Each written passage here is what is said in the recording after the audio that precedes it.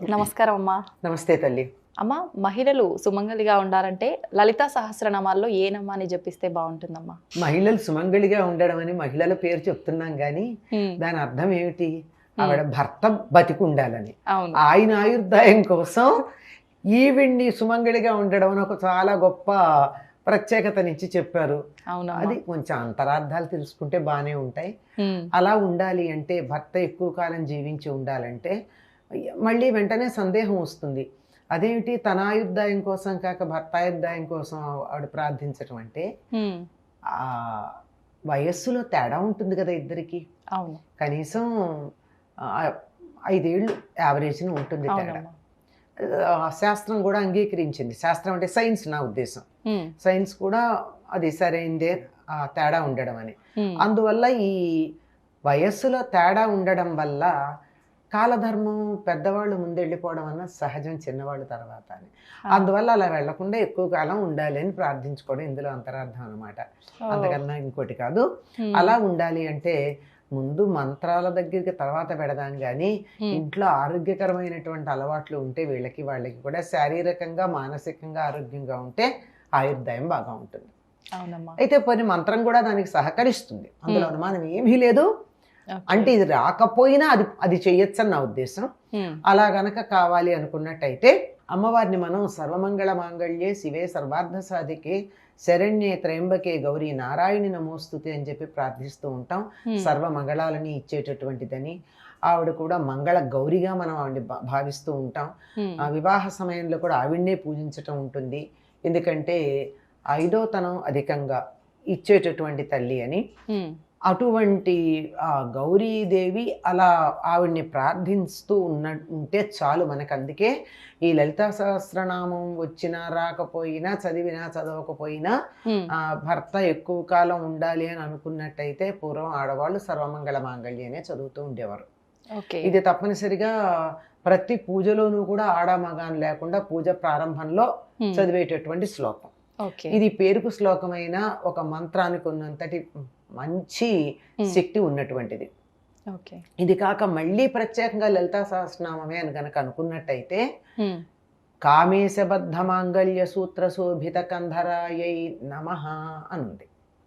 కామేశ్వరుని చేత కామేశబద్ధ కట్టబడినటువంటి సూత్ర శోభిత మంగళసూత్రము. సూత్రం అంటే అక్కడ తాడు అంటే మన మంగళసూత్రం. శోభిత ఆ తాడుతో బాగా చక్కగా కంధరాయ నమః కంఠం కలిగినటువంటిది. కామేశబద్ధ మాంగళ్య సూత్ర శోభిత కంధర అని, కామేశ్వరుని చేత కట్టబడినటువంటి సూత్రముతో అందగించినటువంటి కంఠము కలది అని అర్థం. అంటే మంగళసూత్రం ఎక్కడ ఉండాలమ్మా?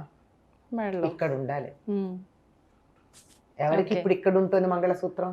ఉండదమ్మా. మంగళసూత్రం బిళ్ళలు ఇక్కడ ఉంటున్నాయి, ఇంకా కిందకి కూడా ఉంటున్నాయి, అది లేకుండా కూడా ఉంటున్నాయి కదా. అవునమ్మా. ఎక్కడో లోపల భద్రంగా కూడా ఉంటున్నాయి. అంటే భర్త చల్లగా ఉండాలని లోపల కూడా భద్రంగా పెడుతున్నారు.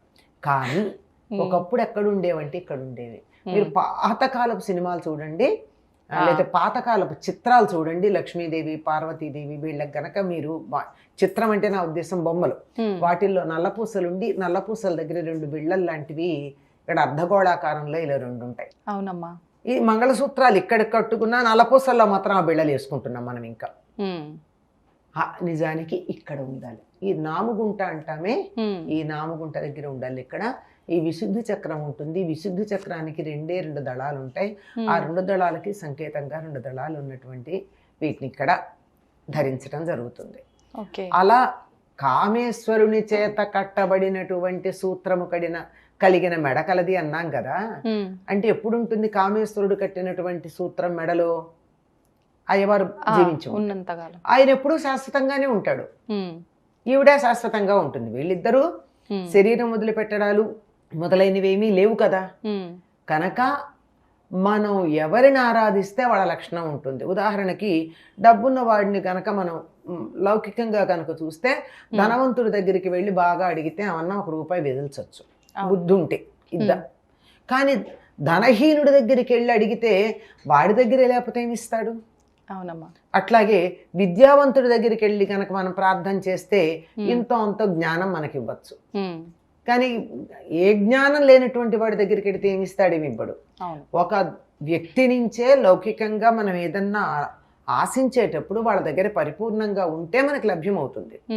అదేవిధంగా 5వ తనం నాకు కావాలి అంటే 5వ తనం అత్యధికంగా కలిగినటువంటి అమ్మవారిని ప్రార్థిస్తే ఆవిడ దగ్గర నుంచి అది ఉప్పొంగుతూ ఉంటుంది గనక కామేశ్వరుని చేత కట్టబడినటువంటి సూత్రము కలిగిన మెడతో అందగించేటటువంటి తల్లి నీకు నమస్కారం, నాకు కూడా అటువంటి పరిస్థితి అని అర్థం అక్కడ అని చెప్తారు.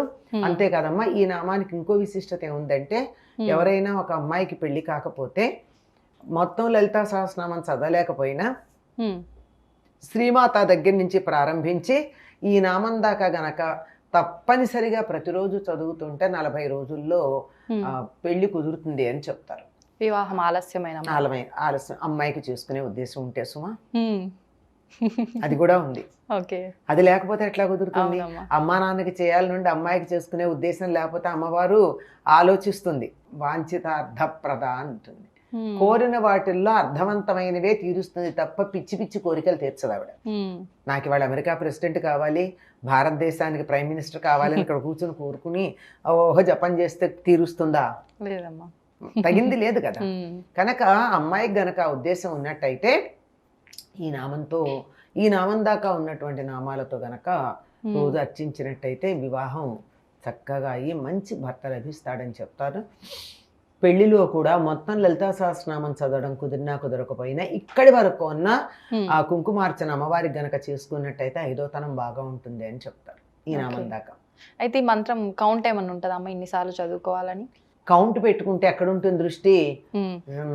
కామేశబద్ధ మాంగళ్య సూత్ర శోభిత కందరాయ నమః 1, కామేశబద్ధ మాంగళ్య సూత్ర శోభిత కందరాయ నమః 2 అంటే నువ్వు ఎక్కడ నామానికన్నా 1, 2 ప్రాధాన్యం ఉంటుంది. కనుక ఈ కౌంట్ గురించి ఏదో చెప్తారు కానీ అది ప్రధానం అని చెప్పడానికి లేదమ్మా. ఏం ఆలో చేతిలో పుచ్చుకుని చేస్తే చెయ్యాలి తప్ప జపానికి పెద్దగా దృష్టి అటు ఇటు మళ్ళకుండా ఉండడానికి మాత్రమే చేతిలో ఒక జపమాల తప్ప కౌంట్ కోసం కాదమ్మా. దాన్ని కొలికిపూస జపం అంటారు. అసలు మంత్రం జపం కాదు, కొలికిపూస ఎప్పుడు వస్తుందా, ఈ జపమాల ఎప్పుడు పూర్తుందని ఆలోచిస్తారు అని అంటూ ఉండేవారు మా గురువు గారు. మేము కూడా అదే నమ్ముతాం. స్త్రీలు సుమంగలిగా ఉండాలంటే ఏ రకమైన నామం జపించాలి, అసలు ఏ రకంగా ఉండాలనే విషయాన్ని చాలా చక్కగా తెలియజేస్తారమ్మా. ధన్యవాదాలు. మంచిదమ్మా.